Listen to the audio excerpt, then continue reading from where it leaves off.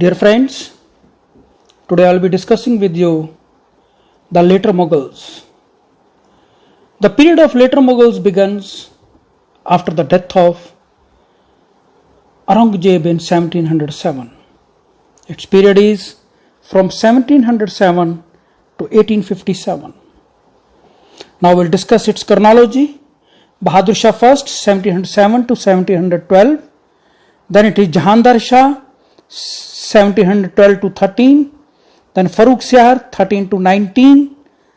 Rafiu Din Darzat, 19 to 19, just couple of months. Then Rafiu Daulah, 19 to 19, another couple of months. Then Muhammad Shah, 19 to 48. Ahmad Shah, 48 to 54. Alamgir II, 54 to 59. Shah Alam II, 59 to 1806. Akbar II, 1806 to 37. Bahadur Shah II, 1837 to 1857. He was the last Mughal emperor who died in 1861 in Rangoon, present day Myanmar. The first king, Bahadur Shah first, he ruled from 1707 to 1712. His original name was Muazzam. He was the eldest son of Aurangzeb. There were three sons of Aurangzeb: Muazzam, Shah Alam and Kambaksh. And Muazzam was victorious in the War of Succession and assumed the title of Bahadur Shah first. He ruled from 1707 to 1712. During his time, he had very good relations with the Sikhs under 10th Sikh Guru Gobind Singh Ji. But after that, under the rule of regime of Banda Bahadur, the relation got strange. It was during his period that the period of reconciliation began. He even abolished the jizya once again. He tried to reconcile the Rajputs, the Afghans and the others. Even he tried to reconcile the Marathas. During his time, when Banda Bahadur in Punjab was creating lot of problems, he sent the forces and snubbed Banda Bahadur for time being. He died in 1712, succeeded by Jahandar Shah, who ruled for a couple of months only, 1712 to 1739. During his period, once again in Punjab, Banda Bahadur regained the lost territories. After his death of a couple of months, it was Farooq Shah who started ruling from 1713 to 1719.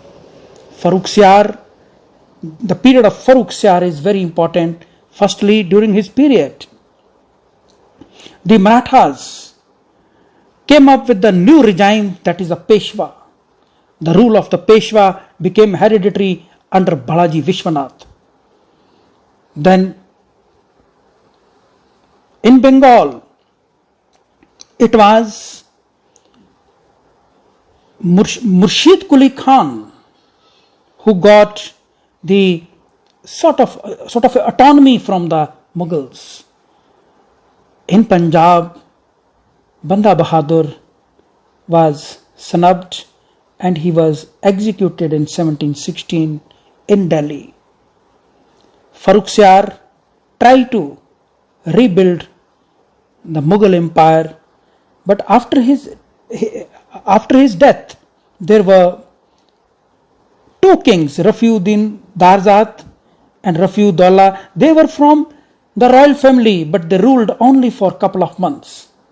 So, right from the time of 1713 to 1719, it was a period when it was not the nobility, it was not the emperor, it was the nobility who was ruling the country.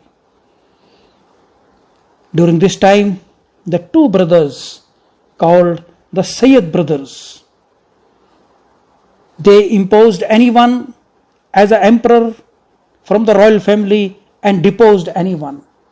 They were so popular that they are styled as the kingmakers in the history of India. As they were very powerful, that is why the king lost its prestige. In 1719, they put another person from royal family who was given the title of Muhammad Shah. He ruled from 1719 to 48.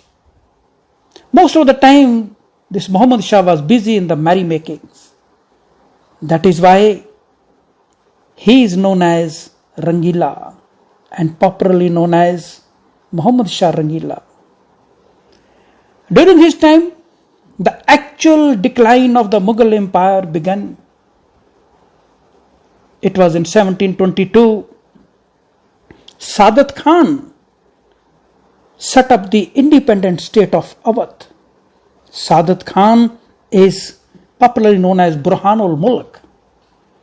Awadh is nowadays Lucknow in UP. In 1724, Nizamuddin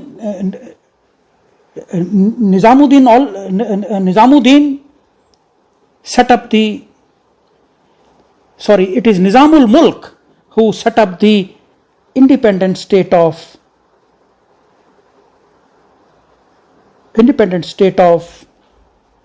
Hyderabad in Dakhan. Nizamul Mulk's original name was Chinkilich Khan. He was very powerful. And this shows the decline of the Mughal Empire. On the other hand, the Marathas, they became very powerful in Dakhan. It was Bajirao I who used to say, "Let us struck at the trunk of the withering tree, the branches will fall off automatically." Then it was in 1739, a Persian invader, Nadir Shah, attacked India. Muhammad Shah ran away from the capital. He looted the country, couldn't do anything at all. Then, after Nadir Shah, it was the Ahmad Shah Abdali who started raiding the country from 1744 onwards. And during his period, Ahmad Shah Abdali started looting the northern parts of the country. He was removed in 1748 and succeeded by Ahmad Shah I.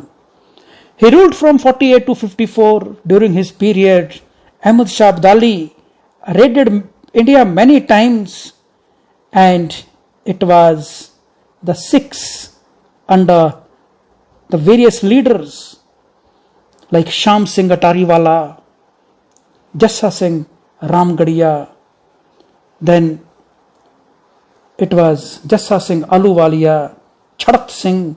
They faced the Ahmad Shah Abdali. Sorry, it was not Sham Singh Atariwala. Sham Singh Atariwala was during the time of Maharaja Ranjit Singh at a later stage. Now, Ahmad Shah Abdali was so daring that he even touched Delhi. He ransacked the entire northern India, and king was just a puppet. Then the next king is Alamgir II. Even during his time, Ahmad Shah Abdali looted the country, and Sikhs faced Ahmad Shah Abdali. On the other hand, in the eastern India, Britishers fought the Battle of Plassey, in which Nawab Sirajuddaulah of Bengal was defeated, and Lord Clive set up the rule over there. And slowly, Britishers started capturing the eastern India. After Alamgir II, it was Shah Alam II who ruled from 1709 to 1806.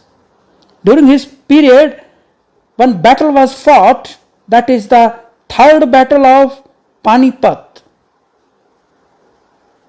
in 1761. Mughals were so weak that they couldn't face Ahmad Shah Abdali, and they invited the Marathas on the plains of Panipat. It is Marathas instead of the Mughals who faced Ahmad Shah Abdali. Ahmad Shah Abdali defeated the Marathas. This battle decided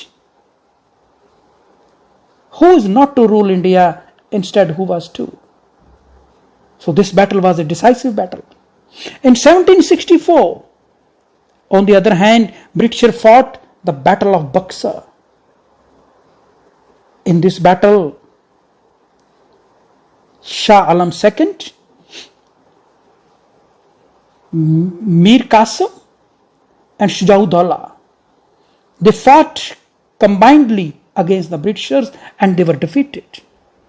This was a decisive battle for the Britishers. And Britishers firmly set up their rule in Eastern India. After that, Mughals lost their importance. And it was in 1806, Shah Alam II died and succeeded by Akbar II, 1806 to 1837. Britishers remained busy in conquering the entire country. Earlier they captured Bengal, then they captured the southern part, that is Mysore. And after Mysore, they captured the Maharashtra or Dakhan and became the masters of India by the 1840s. Akbar II was a weak ruler. He was succeeded by Bahadur Shah II, who ruled from 1837 to 1857.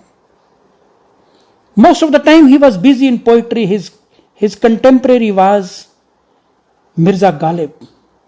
Mirza Ghalib was a very famous poet of Urdu, and that is why Bahadur Shah II is known as Zafar. Zafar is a Urdu word which means poet. During his time, Britishers captured the almost entire country. And a very important event took place, that is the revolt of 1857. Bahadur Shah II took part in that, and he was defeated and made prisoner. And he was sent to Rangoon, where he died in 1861. The Mughal Empire, which was founded by Babur in 1526, came to an end. And this is about the later Mughals. Thank you very much.